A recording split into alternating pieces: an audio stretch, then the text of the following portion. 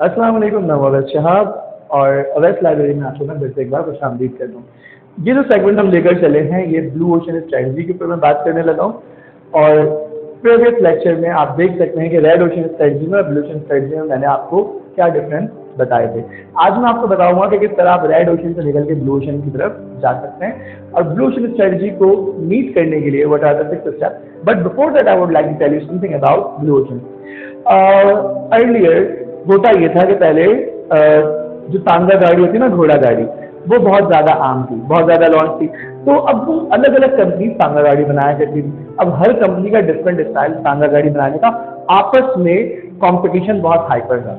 Ford Motors आता है, उसने कहा भाई आप लोग घोड़े पे लड़े, आप लोग तांगा गाड़ी के डिजाइन पर लड़े, मैं तो इंजन प्रोड्यूस कर रहा हूँ, मोटर व्हीकल प्रोड्यूस कर रहा हूँ, मैंने कंपटीशन को इरेलेवेंट कर दिया। जैसे उसने कंपटीशन को इरेलेवेंट कर दिया, फोर्ड मोटर्स चली गई ब्लू ओशन की तरफ। अब ये ब्लू ओशन जब आप अचीव करने जाते हो तो उसके लिए 6 स्टेप्स मेजर हैं।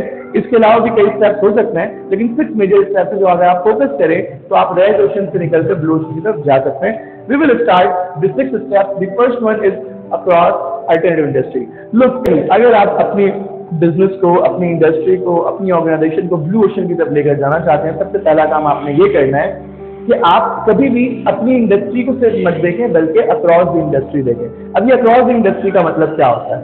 सपोज कर लो एक सिनेमा है, सही है। सिनेमा का काम क्या है? वहां पे लोग मूवीज देखते हैं। और एक रेस्टोरेंट है, उसका काम क्या है? लोग वहां पर खाना खाने जाते हैं। बट रिमेंबर, इन दोनों का जो बुनियादी पर्पज है वो एंटरटेनमेंट है।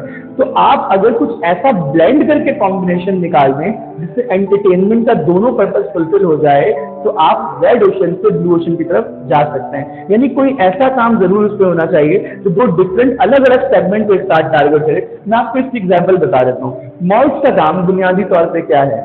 शॉपिंग, यानी लोग वहां पर शॉपिंग करने के लिए जाते हैं। कराची में एटीएम मॉल आप गए होंगे तो जो उसके टॉप फ्लोर की बात है तो वहां पे एक सिनेमा मौजूद है।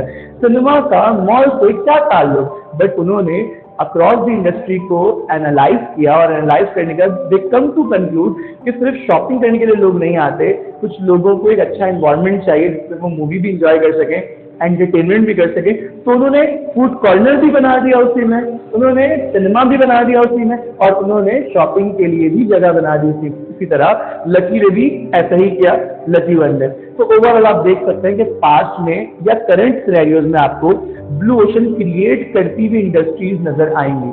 दूसरा इंपॉर्टेंट पॉइंट, स्ट्रेटेजिक ग्रुप्स। ध्यान में रखिएगा, अगर आप किसी एक सेगमेंट को सिर्फ टारगेट कर रहे हैं, आप कभी ब्लू ओशन की तरफ नहीं जा सकते। फॉर इंस्टेंस, आपने एक प्रोडक्ट बनाया जो हाई प्राइस प्रोडक्ट है, लेकिन आप ये अंडरस्टैंड करते हैं कि कुछ ऐसे भी लोग हैं जो लो प्राइस प्रोडक्ट अफोर्ड करना चाहते हैं, लेकिन उनकी अफोर्डेबिलिटी हाई प्राइस नहीं है, लेकिन वो बहुत लो की तरफ भी नहीं जाना चाहते, एक मीडियम लेवल पे जाना चाहते हैं। जैसे सपोज कर लें, सिटी की बात कर लेते हैं। सिटी स्कूल्स अपने एक बहुत बड़े ब्रांड चलाता है। देखिए, अभी हम बात कर रहे हैं बिजनेस की, लिहाजा इसको एजुकेशन से कनेक्ट मत कीजिएगा। ना मेरा इसमें कोई टारगेट है एजुकेशन को फोकस करने का। I am just telling you the product. City का, अगर सिटी स्कूल की फीस की आप बात करें तो क्या सिटी ने स्मार्ट लॉन्च नहीं किया?